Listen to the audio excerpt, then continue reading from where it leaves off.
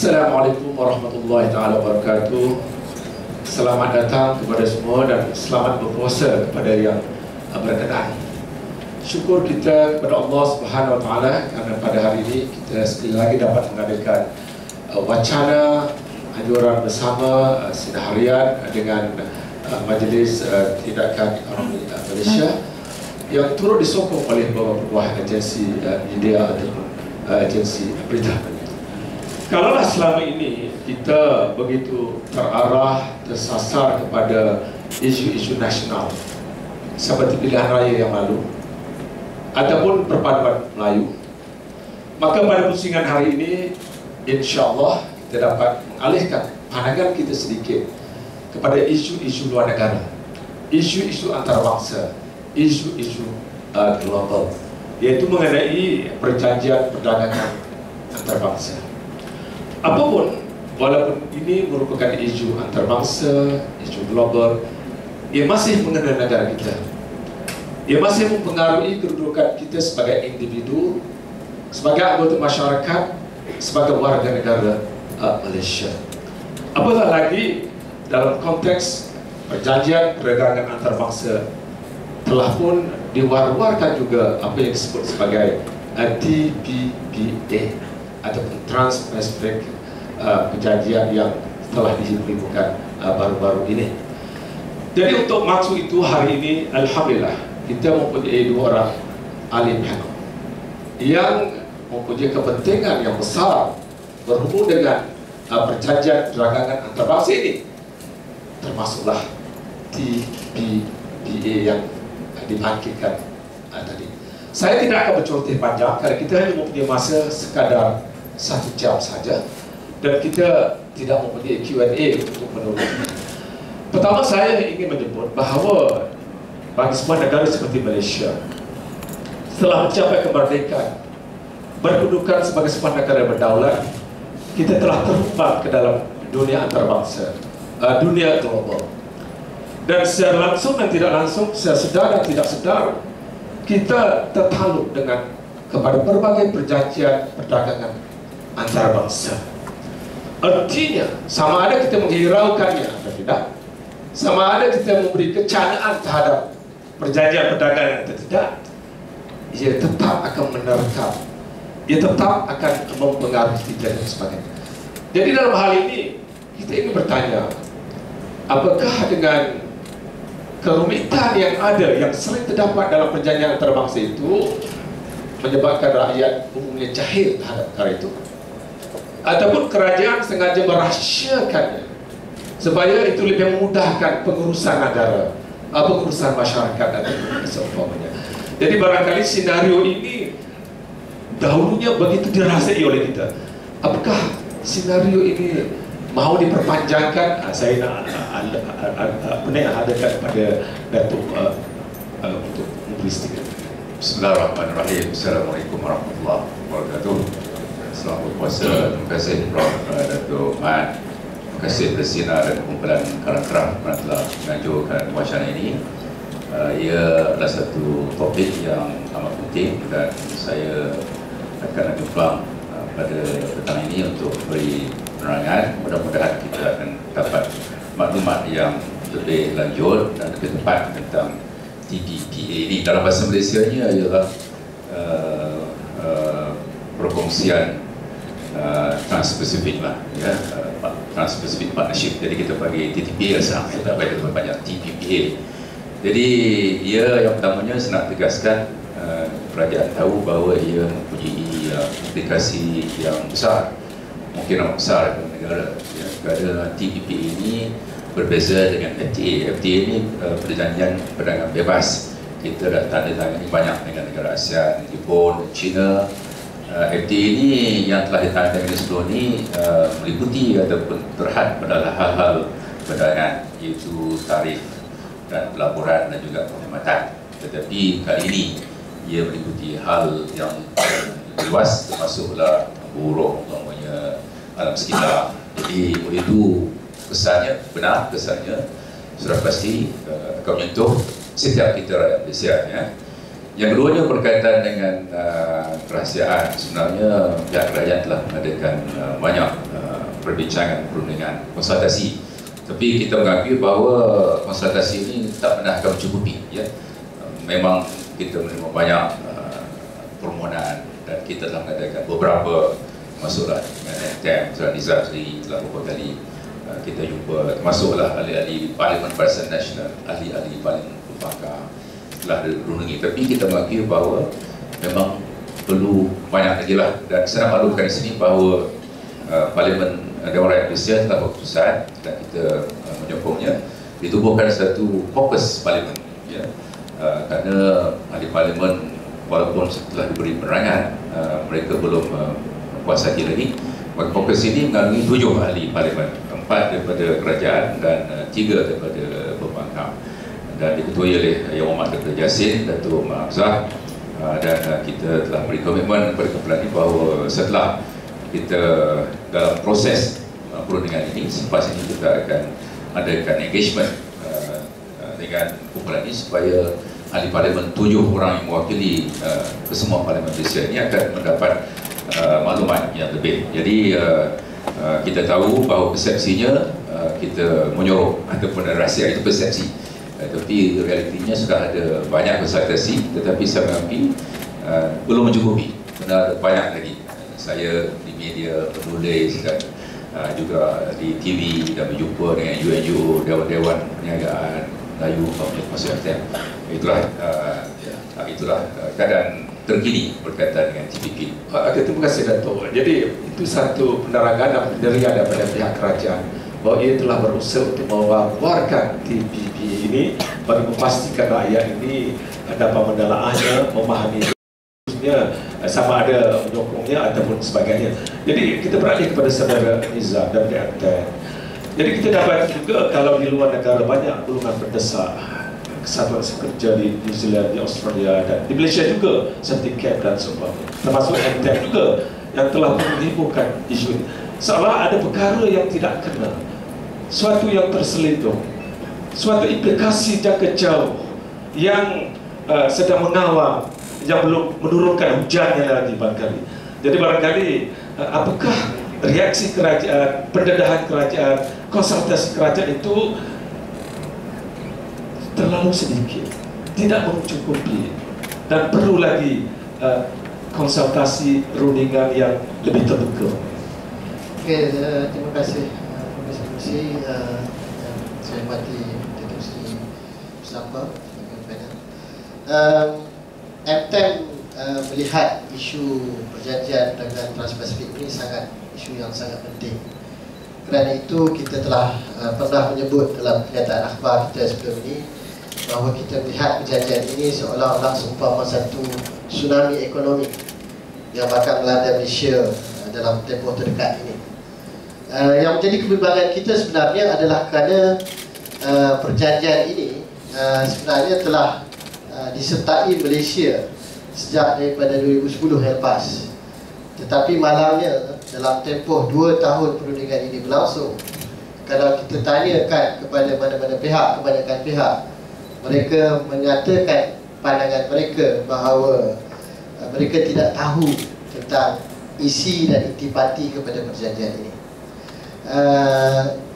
Walaupun sebenarnya perjanjian perdagangan ini dia akan menyentuh berbagai bukan sahaja isu perdagangan semata-mata, tetapi melampaui berbagai isu termasuk hal-hal kesihatan dan sebagainya. Dan bila saya dijemput kemari, saya dijemput sebagai CEO kepada MTM mewakili kehendak keusahawanan, tetapi bila saya duduk di atas panel pada hari ini, sebenarnya bukan sahaja saya mewakili MTM, tetapi berbagai gabungan NGO yang ada di luar sana yang ketika ini sudah mencecah lebih kurang 100 buah NGO yang daripada kumpulan-kumpulan kesihatan, kumpulan-kumpulan alam sekitar, kumpulan-kumpulan even kumpulan agama yang melihat dan bertanya-tanya tentang kesan TPP ini yang akan menyentuh semua sektor ini.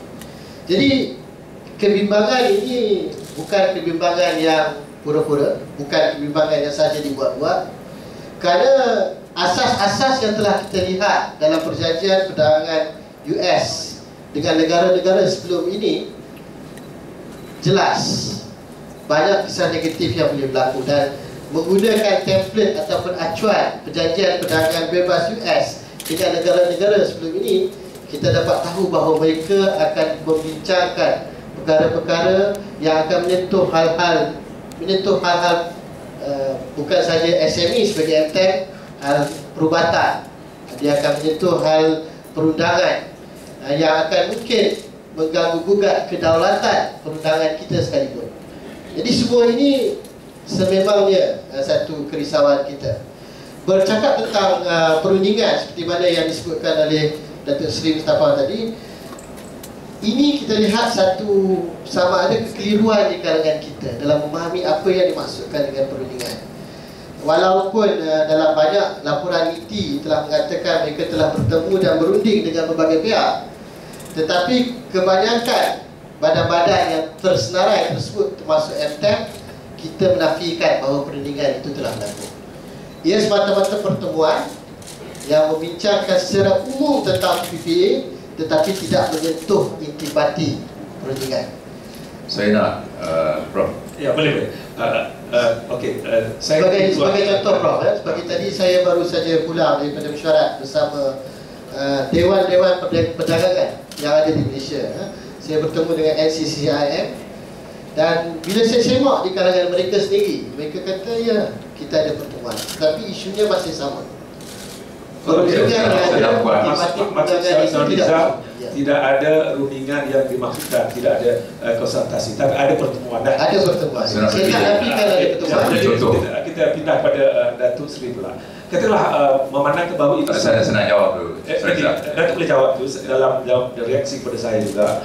Makali memandangkan bahawa ia suatu tsunami sebagai disebut, tsunami dalam bentuk globalisasi, liberalisasi yang semestinya merempuk negara bangsa dengan kedaulatannya, dengan kemerdekaannya. Jadi isunya melibatkan perlembagaan, hak asasi ataupun hak istimewa orang Melayu kalau di Malaysia, undang-undang dan seumpamanya. Jadi barangkali apakah pertemuan selama ini yang dimaksudkan tadi mencukupi, memandangkan dimensi yang luas, konstituen yang melebar, kesan jangka jauh yang akan memanjang. Barangkali pertemuan itu ada sebahagian daripada konsultasi yang berjalan ataupun ia sekata pertemuan brainstorming biasa. Saya kira Prof nak rujuk kepada 3 kes spesifik lah, di mana sebenarnya tidak ada perbezaan pendirian kerajaan dengan pendirian beberapa NGO termasuk pihak pemakam. Yang pertama berkaitan dengan umpamanya alam sekitar, di mana pihak berkenaan, kemudian berkenaan telah berjumpa dengan wakil kerajaan negeri, di mana kerajaan negeri menyatakan dengan tegas bahawa air pembalakan ini hak negeri. Maka itulah pendirian tenaga kerajaan pusat dan merundingkan baik dengan rakan-rakan yang lain, iaitu kita menyatakan bahawa kita tak boleh setuju dengan syarat-syarat dikenakan, yang mana beberapa negara ini mahu supaya dimasuk juga hal-hal berkaitan pembalakan. Kenapa? Kerana kita berunding kerajaan negeri. Yang kedua berkaitan dengan ubat-ubatan dan pendrags tadi. Saya jelaskan sini bahawa tidak ada apa pun yang sudah tamat. Orang putih kata this is work in progress, belum sebanyak masa ini. Jadi banyak input daripada Nizam atau pemakam atau wakil kerajaan. Memang kita ambil kira. Dalam hal drugs ini kita tahu bahawa ada banyak pihak menyatakan bahawa sekiranya ini disetujui ataupun sekiranya cadangan Amerika disetujui, maka akan membawa kesan buruk. Maka itulah juga pandangan yang kita bawa. Kita tidak akan bersetuju. Sudah jelas nampaknya, kita tidak akan setuju dengan cangan-cangan yang akan memberi kesan buruk kepada kita. Satu lagi ialah berkaitan dengan akses pasaran kepada pasaran pembinaan ataupun kontrak di sini. Pihak berkenaan itu Kementerian Kewangan ada perjumpaan dengan Ketua Persatuan Kontraktor dan dewan-dewan. Maka pendirian itu digunakan oleh Kementerian Kewangan untuk sebagai satu asas kita berunding. Jadi saya sebut sini bahawa ada persepsi bahawa ini sekadar taklimat, ya. Itu persepsi, tapi sebenarnya saya sebut tadi 3 berkaitan dengan perubatan, berkaitan dengan hak kerajaan negeri, berkaitan dengan kontrak. Pandangan kita adalah berasaskan pada rundingan. yang kita adakan dengan negeri-negeri dan pihak lain. Satu lagi berkaitan dengan markas syarikat. Kita ada 11 buah negara. Setiap negara ada hak, yes. Dan isu berkaitan dengan kita kompromi kedaulatan kita, memang ini satu hal yang besar ya kepada kita. Maka kita tidak kompromi, kita negara merdeka dan sudah pasti bahawa kita akan memastikan kepentingan kita akan terpelihara. Setiap negara akan ada kepentingan, kita pada kepentingan. Jadi saya nak tegaskan sini bahawa ada 3 parameter yang menentukan pendirian kita. Yang pertama ialah perlembagaan dan undang-undang dalam negara kita. Ini penting dalam membantu kita untuk menentukan pendirian. Yang kedua ialah hubungan kerajaan negeri dengan pusat. Ya, ada hal-hal yang dalam bidang kuasa kerajaan negeri, maka ini kita nyatakan pada kawan-kawan kita tak ada kuasa. Maka itu 2 parameter yang kedua. Yang tiga ialah dasar-dasar negara, termasuklah dasar umpamanya untuk membantu Bumi Putra, dasar berkaitan dengan PKS besar kecil dan sederhana. Itu 3 parameter yang penting yang menjadi panduan kepada kita. Tapi saya tegaskan sekali lagi bahawa beberapa pandangan yang kita bawa ke meja perundingan adalah berasaskan pada konsultasi kita dengan pihak berkepentingan. Akhir sekali dalam hal ini, orang putih kata this is work in progress. Tidak ada satu pun yang masih mutamat. Maka itulah sebabnya wacana seperti ini adalah penting untuk kami, ramai pegawai saya di sini. Perbahasan parlimen penting untuk saya. Itu sebabnya kita telah meningkatkan lagi engagement dengan pelbagai pihak, termasuklah dengan fokus parlimen ini kita akan adakan engagement yang lebih kerap dengan mereka. Ya, jadi wacana ini dan input pada Sadiza dan lain-lain membantu kita, tetapi tak semestinya kita setuju dengan semua. Tapi apapun itu 3 hadnya, iaitu parametersnya, iaitu undang-undang dan perlembagaan Malaysia. Yang kedua, federal state relations, ya, lebih lagi sekarang ni beberapa negeri tidak sehaluan kerajaan pusat, kita cukup sedar ombak bangkit ke ini dalam parlimen. Saya terangkan ke ini. Dan akhir sekali dasar-dasar kita, termasuk dasar berkaitan dengan vendor umpamanya untuk Bumi Putra. Itu pendirian kita. Maknanya affirmative action ataupun dasar Bumi Putra yang masih lagi yang dipertahankan kerajaan ini menjadi salah satu daripada pertimbangan dalam memandu kita menjalankan perundingan. Ya, terima kasih Datuk. Maknanya kerajaan juga membuat persiapan dan persediaan untuk menghindar gejala yang dibawa oleh TPPA dengan berbagai langkah yang telah disebutkan. Satu sinarai yang panjang tadi berhubung dengan affirmative action, perlembagaan, hubungan negeri. Tapi apakah juga dengan TPPA ini juga kita dihantui oleh gagasan yang lebih luas, yang lebih besar daripada Amerika Syarikat.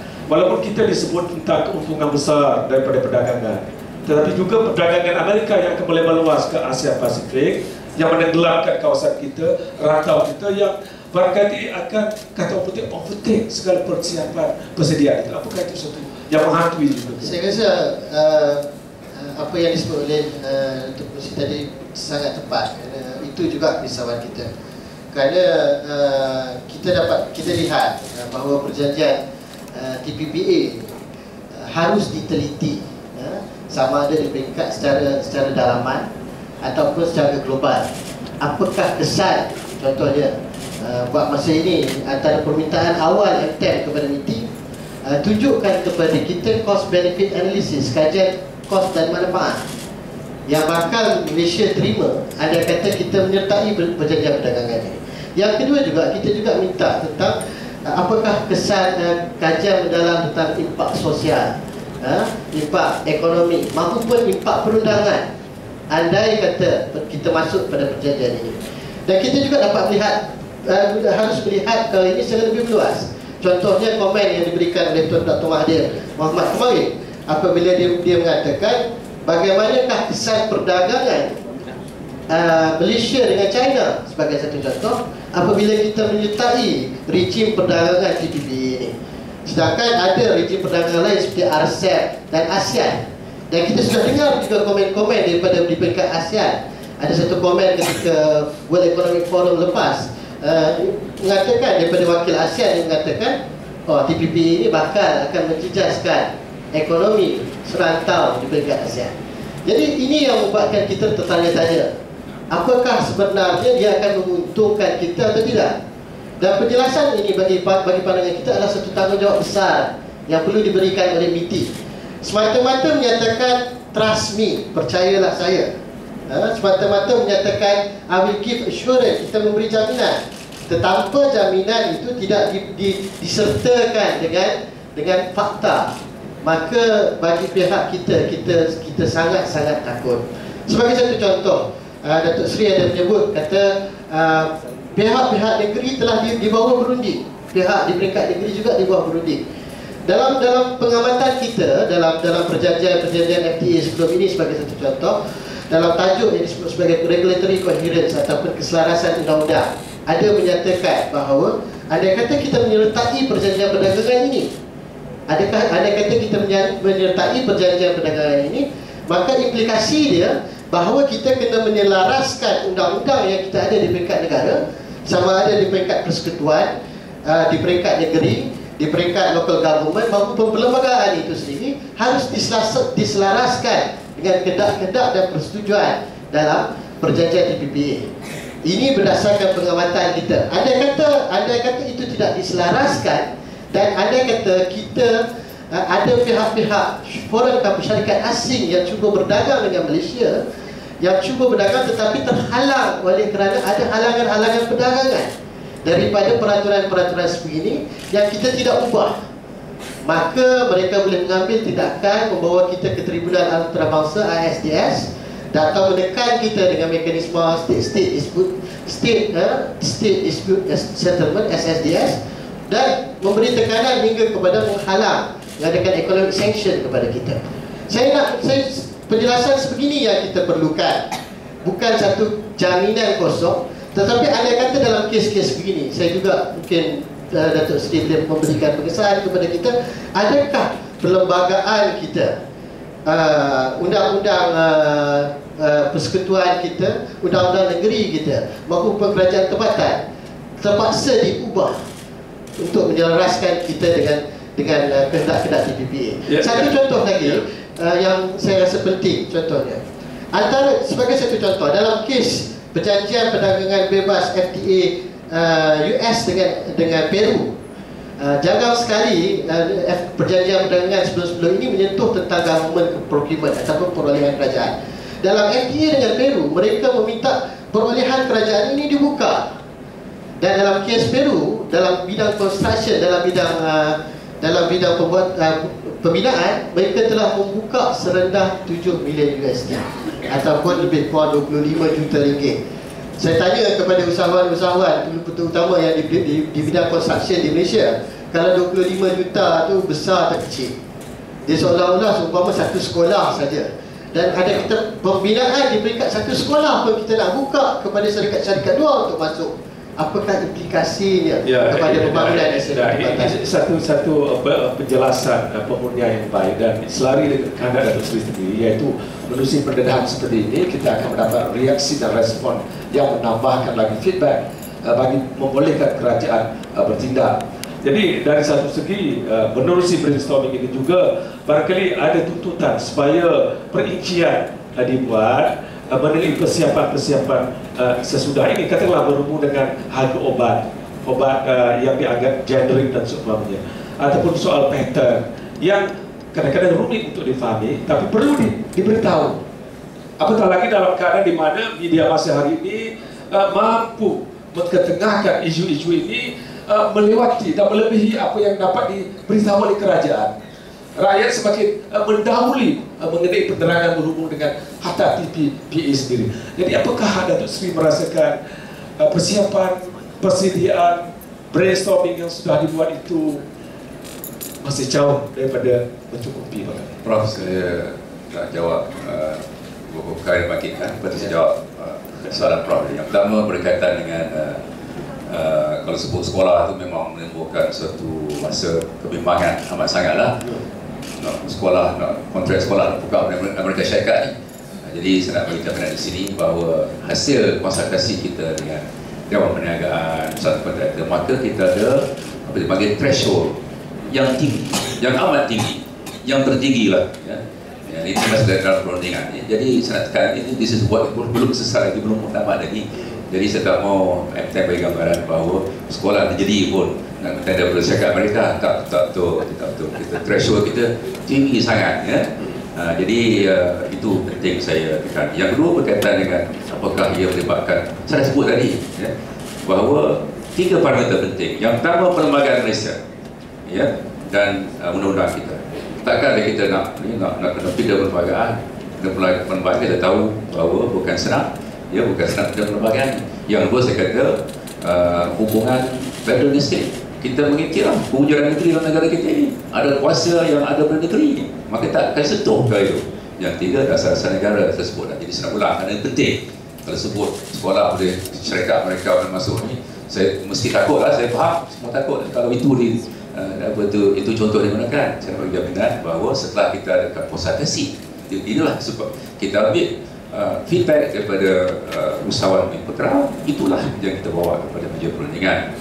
Berkaitan dengan satu lagi adalah berkaitan dengan kita sangat sebut kepentingan kita ni sebuah negara yang terbuka. Kalau kita tengok sejarah Pulau Pinang Pulau Pinang berkembang kerana ia merupakan satu perlembagaan bebas. Singapura dan Hong Kong berjaya. Kalau tengok di segi ratingnya, negara-negara yang perlembagaan bebas ini secara teorinya, ya, mereka berjaya satu sudut lah. Mungkin dari segi jurang pendapatan, ya, besar, tapi ada ciri-ciri kejayaannya, ya. Jadi Malaysia sebuah negara Melaka lagi. Kita Melaka, kita dapat Islam pun daripada pendakwah datang daripada India dan Timur Tengah, kerana mereka berdagang. Kerana Melaka merupakan satu kawasan bebas, boleh berdagang, ya. Jadi itu sebabnya Malaysia ni kalau kita tengok pada angka-angkanya merupakan negara yang ketiga, kita panggil the third most trade dependent economy in the world. Pertama Hong Kong, Singapura, lepas tu Malaysia. Jadi Malaysia ni kita berada di tahap sekarang ni adalah kerana perdagangan. Getah kita ada tapi kita tak pandai buat tayar, ya. Kalau bersawit kita tak mampu nak guna semua, kita kena berdagang untuk buat furniture, electrical electronics. Jadi sebagai sebuah negara berdagang, salah sebuah negara yang top 20 lah dalam dunia ni, maka sikap kita kepada perdagangan ialah sikap terbuka. Tetapi apa pun kita buat adalah on our terms, ataupun kita dasar kita. Jadi kita bukan nak jual semua kepentingan kepada negara besar, kita negara berdaulat, ya. Tapi oleh kerana perdagangan itu amat penting bagi negara kita, maka kita lihat secara keseluruhannya. Berkaitan dengan soalan tadi kerahsiaan, ya, saya tahu, saya sudah mengakui banyak tempat di sini pun bahawa persepsinya seolah-olah kita nak menyuruh, ya, pada pandangan kami sudah ada engagement, tetapi nampaknya di luar sana masih lagi berpendapat tidak mencukupi. Jadi insyaAllah saya sebut tadi fokus parlimen dan kita akan tingkatkan. Penting wacana ini amat mustahak sekali untuk membolehkan kita mendapat pandangan. Jadi kita tidak akan buat sesuatu yang akan korbankan negara kita, ya. Tetapi yang boleh saya cakap begitu, kita harus sedar bahawa tidak ada sesuatu pun yang tidak ada kesan buruk. Demokrasi bagus, bebas bersuara, tetapi buat demonstrasi, mandu teksi, dicopet, tak boleh berniaga. Jadi kalau kita nak kata buat suatu tindakan, tidak ada satu pihak pun akan terjejas, maka ini adalah satu perkara yang mustahil, ya. Demokrasi bagus untuk semua, tapi kalau boleh demonstrasi di rata-rata sehingga menjejaskan kepentingan awam, maka ada pihak, maksud saya, apa jua dasar yang kita buat, ada pihak yang akan terjejas. Highway bagus, kita dapat jalan laju, tapi ada aksiden, ya. Kadang-kadang kereta langgar lori yang park di tepi. Jadi kalau nak dapat jaminan satu dasar itu tidak akan ada satu pun kesan buruk, ini satu perkara yang mustahil. Yang penting bagi kerajaan, kita lihat pembinaan lebuh raya itu mendatangkan faedah kepada negara, ya, walaupun ada aksiden, walaupun ada laju macam-macam, ya. Begitu jugalah lain-lain program yang kita lakukan. Penerangan kerajaan ialah kita buat satu kajian, kita adakan stakeholder consultation, dan saya ambil kira pandangan Saudara Zat tadi bahawa banyak lagi engagement dan kajian. Kita dah buat kajian tapi mungkin tidak mencukupi, dan kita akan tingkatkan tadi engagement dan kajian-kajian yang diperlukan tadi. Jadi soalannya dari segi falsafahnya, dari segi prinsipnya bagi Datuk Seri, perdagangan bebas ini lebih banyak menguntungkan seandainya ia diurus dengan baik, dengan berkesan, termasuk dengan perbentengan yang diadakan kepada negara dan seumpamanya. Jadi persoalannya ialah apakah persiapan-persiapan itu mencukupi atau tidak, itu barangkali persoalannya lah. Tetapi pada masa yang sama, kerisauan itu juga semakin meluas, memandangkan terkandung sama dalam kemerdekaan negara, kedaulatan negara, kelangsungan negara ialah bukan sekadar harga ubat, bukan sekadar patent saja, tapi government link companies, GLC dan sebagainya. State driven capitalism yang sudah pun menunjangi perkembangan sesetengah negeri dan juga telah menunjangi sedikit sebanyak kebangkitan Bumiputera yang mana equity-nya masih rendah berbanding dengan lain. Jadi seolah-olahnya kalaupun ada persiapan, sejauh manakah persiapan ini, sejauh manakah persediaan ini dapat menangani realiti yang juga berkembang akibat daripada pertemuan antara globalisasi, liberalisasi dengan apa yang disebutkan sebagai Bumiputeralism dan sebagainya. Ya, saya ingat itu intipati yang kita sangat bimbangkan. Bukan sangat konsultasi itu. Tapi bagaimana perundingan antara pihak MITI untuk betul-betul benar-benar untuk mahu berbincang dengan kita adalah satu titik penting untuk memastikan bahawa kepentingan masyarakat secara seluruhnya itu terjamin. Yang kita risaukan sekarang kerana bila kita melihat 29 bab 29 bab dalam perundingan TPP ini, dan apabila kita melihat sebagai satu contoh dalam perundingan TPP ini 14 bab telah secara teknikalnya, saya ambil perkataan yang lebih tepat, sebelum ni saya kata telah dimuktamadkan, ada yang tegur saya, secara teknikalnya telah muktamad. Apa yang dimaksudkan itu kita tak berapa jelas, apa yang muktamad, apa yang tak muktamad. Tapi 14 bab telah teknikalnya telah muktamad. Dan kita telah mendengar banyak kali, terutamanya kenyataan daripada Barack Obama, bahawa beliau mahu perundingan ini diselesaikan menjelang Oktober nanti. Jadi dengan keadaan yang sebegini dan di peringkat Malaysia ini, saya kata rata-rata mana-mana pihak masih lagi membuat pendirian bahawa mereka dan pihak industri mereka ataupun pihak kepentingan mereka itu tidak dibawa berbincang, pandangan mereka tidak didengar.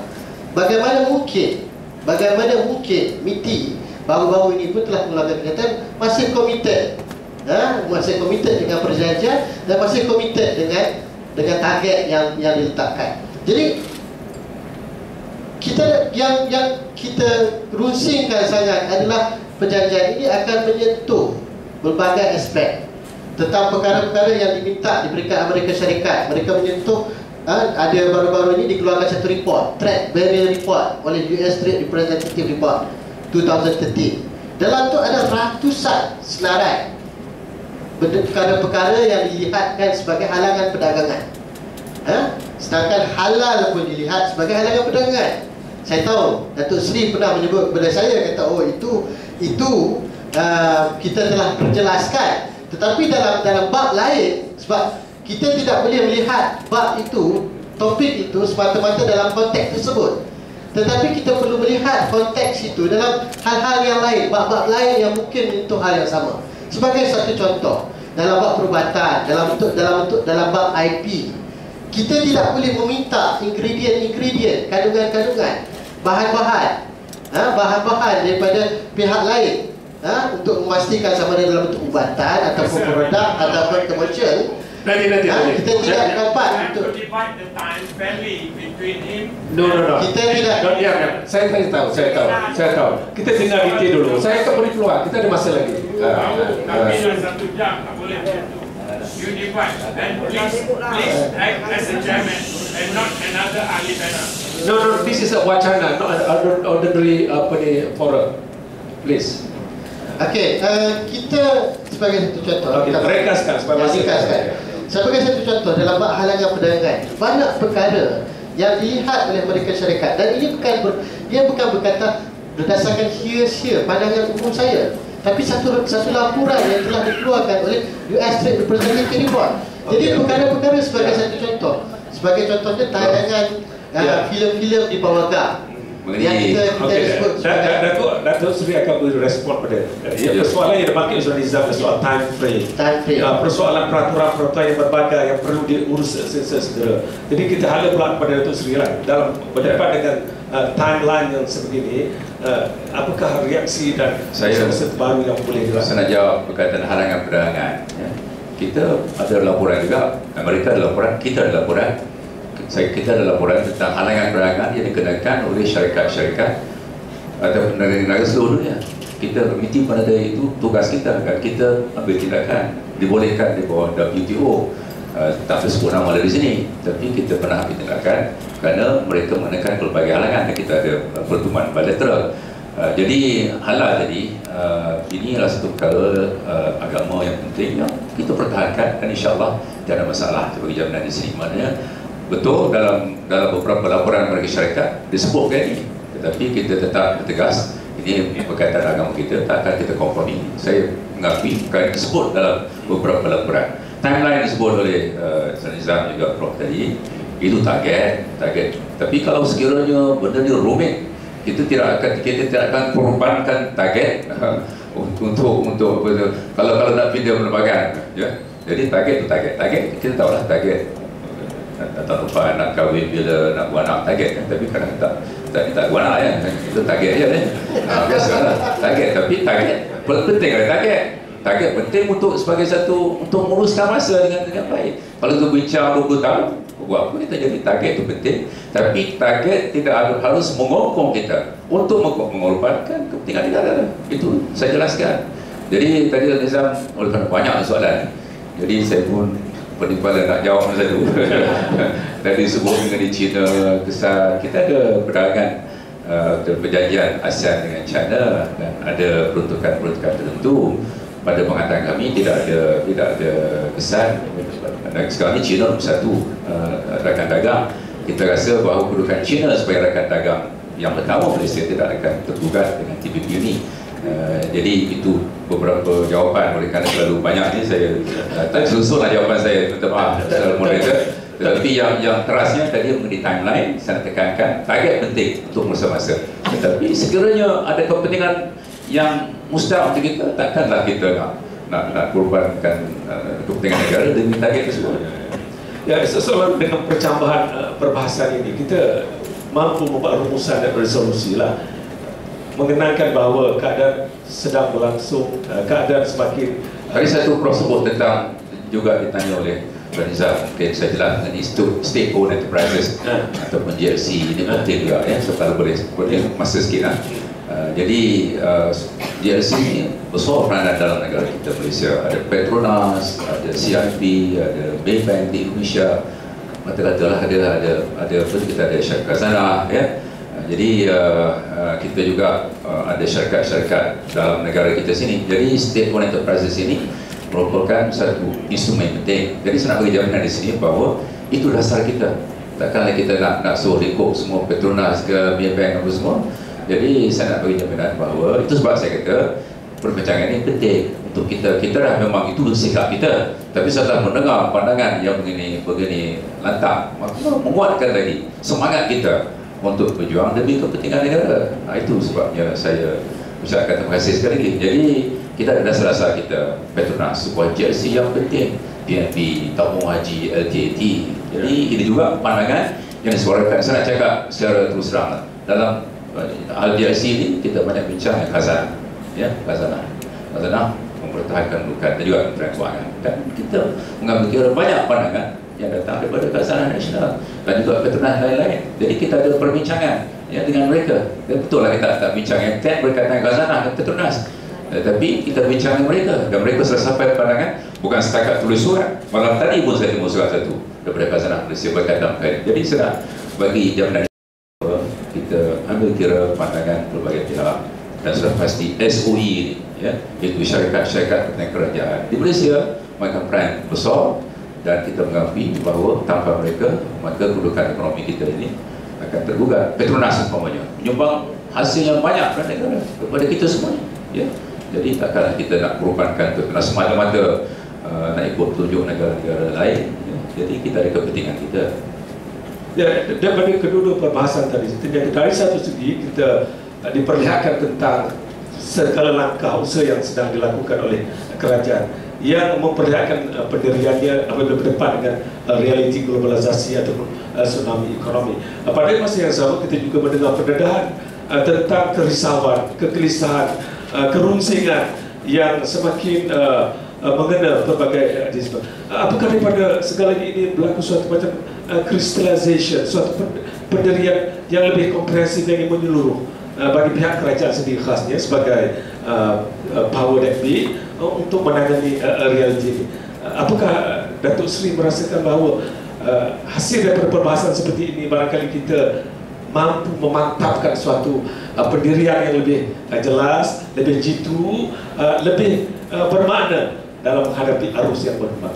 Sampaikan saya lagi bahawa kita dah ada banyak engagement dan saya mengambil bahawa kena banyak lagi itu penting kan. Saya tidak nafikan perlunya banyak lagi. Yang keduanya saya nak tekankan sekali lagi, nak ulang sekali bahawa perundingan perjumpaan yang kita ada ke pelbagai pihak termasuklah syarikat farma, majlis aid seumpamanya berkaitan dengan patent, dengan ubah-ubatan ini, ia membentuk pemikiran kami, perbincangan kami dengan kesatuan sekerja umpamanya. Ya, ada beberapa perkara yang penting untuk kesatuan sekerja kita ambil kira. Jadi pertemuan begini memang membantu kami untuk memantapkan ya, dalam banyak hal ya. Kita juga mempunyai pendirian sama, ada juga mungkin perbezaan, tetapi dalam banyak hal banyak titik pertemuan sebenarnya. Jadi dengan adanya kita jumpa Saudara Nizam tadi, dan mungkin sebelum itu jurangnya besar ya, Saudara Nizam setuju besar, saya pun ingat besar, tapi lama-lama kita faham. Saya faham kenapa Saudara Nizam mempunyai pendirian sedemikian, dia pun faham saya, cuma kita cari jalan. Dan sebenarnya itulah yang saya sebut, dan paling juga ada banyak perkara di mana pandangan pembakar dan juga kerajaan adalah sekali. Ya, apakah dengan itu Saudara Nizam, hubungan antara Datuk Seri dan kementeriannya dengan MTN ada satu bab saja daripada bab konsultasi yang sedang berjalan? Apakah itu mendamaikan bahawa program ini sedang berjalan, berurusan, dan bukan dibiarkan sekadar tersudut kepada apa yang dibangkitkan oleh Saudara Nizam? Orang Melayu ni beradab dan adab kita, dan saya juga raikan juga bila baru-baru ni MTN telah keluar daripada perundingan salah satu mesyuarat MT, dan saya puji dengan Datuk Seri. Selepas itu dia datang, Datuk Seri memanggil kita dan mahukan perbincangan itu terus berlaku secara sihat. Itu satu sikap yang baik. Benar, saya panggil. Tapi ada 7 mata, 6 mata. Tapi dalam waktu yang sama, yang kita menghormati perbezaan pendapat. Kita menghormati perbezaan pendapat. Ya, itu pasti. Tapi dalam waktu yang sama, yang penting harus ada dialog, harus ada komunikasi. Ya. Okay. Tapi saya nak tekankan juga kepada Datuk Seri dan juga yang lain, apa yang kita tekankan adalah pertemuan semata-mata tidak mampu menyelesaikan perkara ini, kerana isu-isu yang ada dalam perjanjian ini cukup mendasar dan mendalam. Semua pihak, berbagai pihak di luar sana meminta. Kalau Datuk Seri sebut Malaysian Aid Council, sini pun ada wakilnya. Kalau sebut kumpulan alam sekitar pun ada. Berbagai pihak cukup menanti-nanti tentang satu konsultasi yang lebih bermakna daripada sekarang, yang dapat kami memahami tentang apa sebenarnya yang diminta, hak-hak kami yang mungkin hilang, potensi-potensi perkembangan ekonomi yang bakal hilang, kesan daripada perjanjian perdagangan ekonomi. Dan berdasarkan, saya nak tekankan, berdasarkan trade agreement yang lama, sama ada NAFTA ataupun sebagainya. NAFTA, kes ISDS saja sejak diperkenalkan dah 80 kes, melibatkan bilion of ringgit US, dan melibatkan berapa banyak kos perundangan yang terpaksa dilalui. Saya yakin Datuk Seri pun akan jawab, kata NAFTA ini telah diperkenalkan sejak sekian lama, 1950-an lagi. Tetapi dalam konteks sebagai satu contoh, kebanyakan kes, 2 kes yang mana kerajaan Malaysia disaman, dan 2 kes lagi yang kerajaan Malaysia menang. Dalam 4 kes tersebut, kebanyakan kes itu gagal kerana sebab-sebab teknikal. Sebagai satu contoh, salah satu kes tu dia tidak mendaftarkan dia punya kepentingan itu di dalam negara ini. Jadi kerana dia tidak tahu pun dia ada perjanjian pelaburan, investment agreement yang sebenarnya boleh menyelamatkan dia. Tapi kerana dia terlibat dalam kes financial crisis 98 di Malaysia, dia rasa kata jadi poin yang saya nak sampaikan adalah intipati perundangan itu. Kami sudah cukup mendengar tentang secara umumnya perjanjian perdagangan ini baik, jaminan-jaminan umum, Tetapi kali ini kami meminta supaya Datuk Seri dan juga MITI dapat datang kepada kami dan segala industri. Dalam minggu lepas saya bertemu dengan industri kreatif, pembuat filem. Mereka juga bertanya. Kita aktif. Bagus, very aktif. Mereka bertanya kepada kita, macam mana nasib kami ni? Adakah lepas ni wajib tayang tu masih boleh digunakan ataupun itu dilihat oleh halangan perdagangan? Hollywood juga tak perkara ini dikeluarkan. Saya sebut ke Prof, ini berkaitan dengan syarikat-syarikat Malaysia.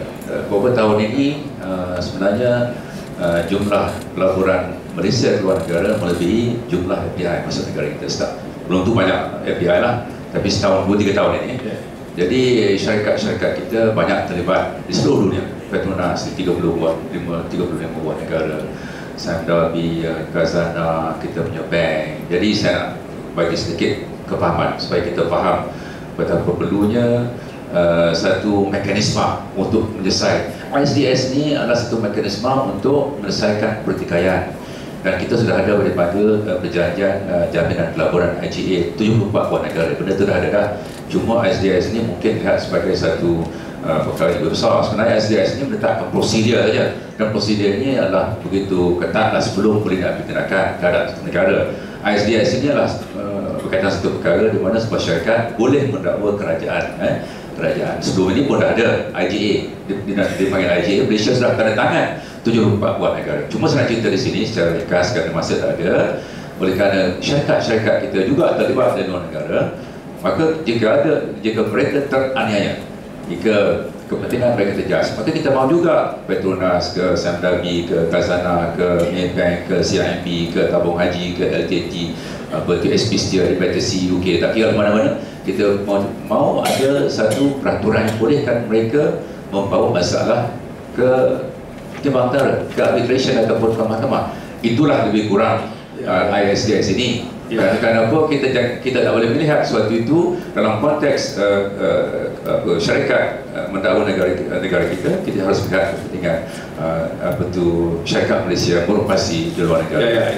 Ini suatu yang menarik saya rasa wacana hari ini. Walaupun kita hanya melibatkan 2 panelis, tetapi masing-masing mampu mengetengahkan berbagai dimensi daripada segala apa yang dibangkitkan tadi. Dan saya rasa penerangan dan penjelasan seperti ini bukan sekadar untuk membolehkan mereka berterusan berinteraksi, kerana kedua-dua mereka ini telah pun bertemu, tapi kepada kita hari ini barangkali in a big way dapat didedahkan kepada persoalan yang sebegini rumit, kadang-kadang dianggap penuh kerahsiaannya. Jadi hari ini kita dapat mengikuti bukan sekadar TPPA yang dimaksudkan, bukan sekadar perjanjian perdagangan antarabangsa yang telah kita lalui selama ini, tetapi juga the nitty-gritty yang disebutkan oleh Datuk Seri tadi, berhubung dengan apa yang disebut pulangan, keuntungan, dividen dan sebagainya. Seandainya segala ini ditangani dengan baik. Jadi saya rasa penjelasan ini seharusnya membolehkan kita mengharungi masa-masa yang mencabar lagi dalam masa beberapa hari lagi, beberapa bulan lagi sebelum perjanjian itu termeterai dan sebagainya. Jadi bagi pihak Sinar Harian, saya rasa kita perlu berterima kasih kepada kedua-dua ahli panel ini.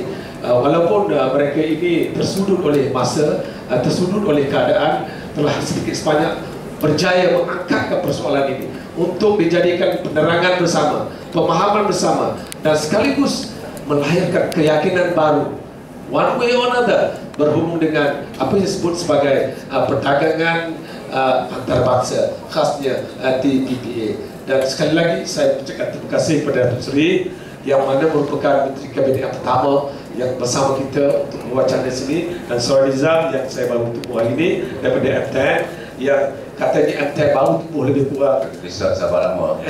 Bisa sabar baru. Lagi banyak kali dah. MTN itu tumbuh berapa bulan dulu? 2009. Baru lagi 2009. Dalam masa 2 tahun tak sampai. 2 tahun. Nama MTN, saya kata MTN itu yang dulu MTN MTEN. Betul ni. Itu pun MTEN. Jadi pertemuan antara bekas MTEN dengan MTEN lah. Satu yang baik. Jadi sekian untuk tuan-tuan dan puan yang telah mengambil bahagian hari ini, telah memberi sokongan kepada program wacana. Saya bagi pihak penganjur merakamkan penghargaan dan selamat berpuasa kepada yang berkaitan. Sekian wabillahi taufiq wal hidayah. Assalamualaikum warahmatullahi wabarakatuh.